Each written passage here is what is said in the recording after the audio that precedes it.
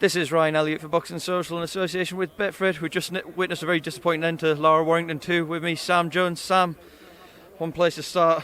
Very disappointing. What the hell? How do you explain what just happened? I've said it like 5 times now. On the interview, I was just saying it was a fucking massive anti-climax, wasn't it? But at the same time, it is boxing. Boxing's a dangerous sport. These things can happen, and hopefully we get to see a third fight and see how this story is gonna end. We've just been debating it there. Josh will still obviously want to put this right for the third time, but if a big fight came up, a chance to fight for his old belt with Kid Galahad or Lee Wood, do you think he would take that? No, I believe that his next fight will be against Lara. It has to be.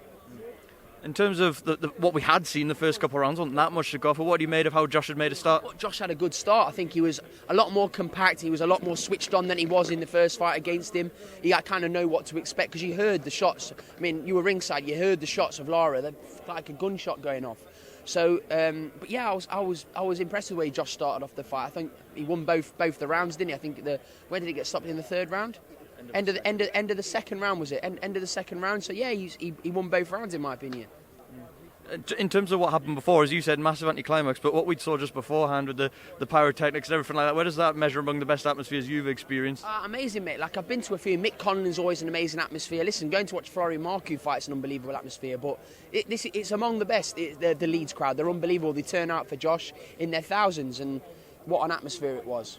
Let's skate through some of the other cards, Sam. We saw Conor Benn in there with Adrian Granados. Yeah. Granados didn't engage, he wasn't as ambitious as we expected. What do you make of that? What did Conor Benn learn tonight as well? He's not a big puncher, Granados, as well, so like, I think Conor did well. Conor done what he had to do. Like, he looked a bit raw in stages, and it kind of brings him back down to earth a little bit of all this, let's fight Sean Porter, because that's just crazy talk in my opinion.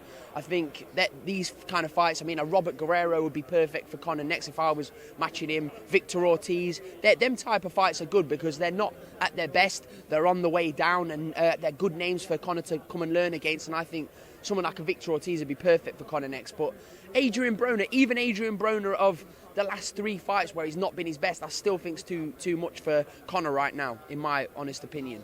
Also saw undisputed Queen Katie Taylor retain her lightweight titles. A pleasure to watch her live. Does it have to be a big fight next? Maybe an Amanda Serrano? No, to me, if you ask me, like the Serrano fight, maybe the world probably would prefer to see, but I want to see her fight Chantelle Cameron. I think that's a much better fight. It's easier to make. It's in-house. Why not make that fight? It's a great fight. Chantelle's amazing fighter, one of the best female fighters in the world. She doesn't really get much recognition, but she is one of the best female fighters in the world. She's one of the most exciting. Katie Taylor's there, unbelievable fight, done unbelievable things for female boxing. I want to see those two fight. I think it's an unbelievable fight.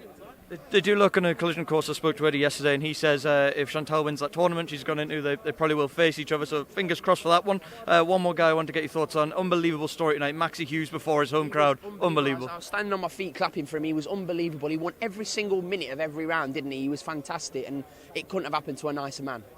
Final word, I'll leave the last word to you. S-Jam stable, tell us the latest, how are all the guys doing? Any news coming soon? Yeah, we've got Johnny fighting October the 30th on the Dillian White show. Sol fighting October 9th against Kamil Sokolovsky. We're in talks to make a great fight for Lerone.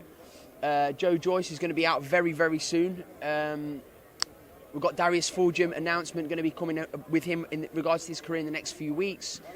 Who have I missed? Florian Marku against Prodan on the 25th of September. And John Hedges is fighting next week in Austria. Sam, thank you as always, speaking to Boxing Social. Thank you very much.